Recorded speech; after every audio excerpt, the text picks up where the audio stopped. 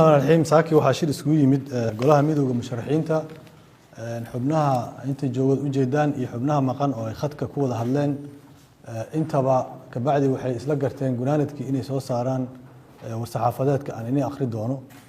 ka bacdina kusimaha gudoonka ayaa madaxweyne xashiq ayaa wixii ku dari doona tacliiq ah ama faalo dheeri ah golaha midowga musharaxiinta wuxuu u taagan yahay xaqiijinta sidii ay dalka uga dhici lahayd doorasho cadaalad ah hor iyo xalaalna ah taasoo leh sharciyad lagu wada kalsoon yahay horseedana xasilooni siyaasadeed iyo kalsooni lagu qabo hanaanka dowladnimada goluhu wuxuu si adag u diidayaa habraaci ka soo baxay golaha wadatashiga qaran ee ku aadanaa doorashooyinka mudanayaasha golaha shacabka gaar ahaan qodobada la xiriira oday dhaqameedka magacaabista bulshada rayidka ah xulista xaqiijinta dabagalka iyo diiwaangelinta ergooyinka oo dhammaantood gacanta loo geliyey madaxda dowlad goboleedyada goluhu wuxuu arkaa habraaca doorashooyin golaha shacabka ee ka soo baxay golaha wadatashiga qaran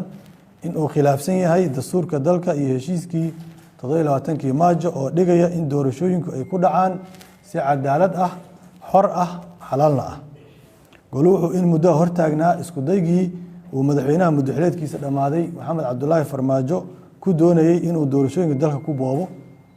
waxaan suuragal ahayn in golaha wadatashiga qaran ay dhaqankii Farmaajo lagu diiday iyagu u dawamareeyaan goluhu wuxuu arkaa in habraacu uu dusha sare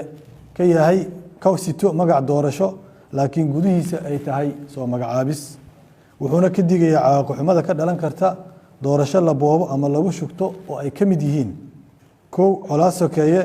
sida haatan dariskeena iyo dalalka kale ee nala midka ah ka dhacday in shacabka Soomaaliyeed iyo beesha caalamku ay ka aamin baxaan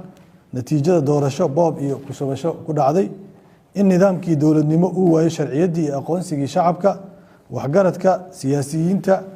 doonaysa dowlad si sax ah ku dhalata in kooxaha xaq jirka ay ka macaashaan aanada iyo tabashada ka dhalata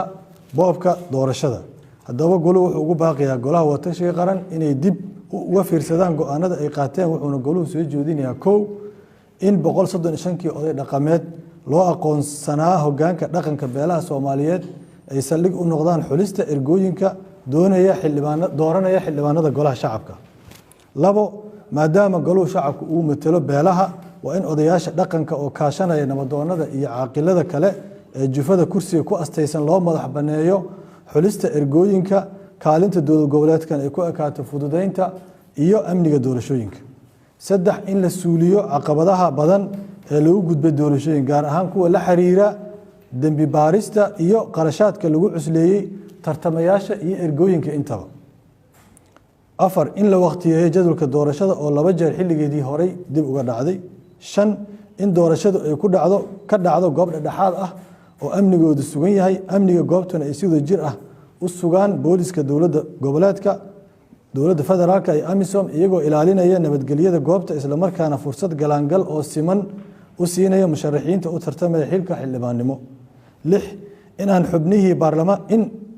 xubnihii baarlamaankii hore baaritaan lagu celin halka tartamaha cusub ee xilka xildhibaan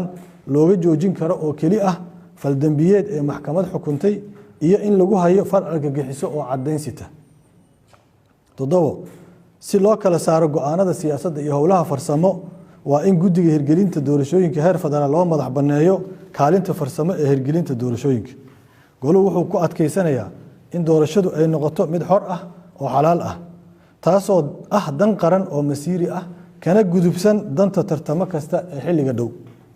ugu dambeyn goluhu wuxuu ugu baaqiyaa shacabka Soomaaliyeed iyo beesha caalamkaba inay kaalintooda ka qaataan sidii doorashadu ay ku noqon lahayd mid ku dhacda si xor ah lahna sharciyad lagu wada kalsoon yahay oo shacabka Soomaaliyeed ay ku aaminaan waa maasantii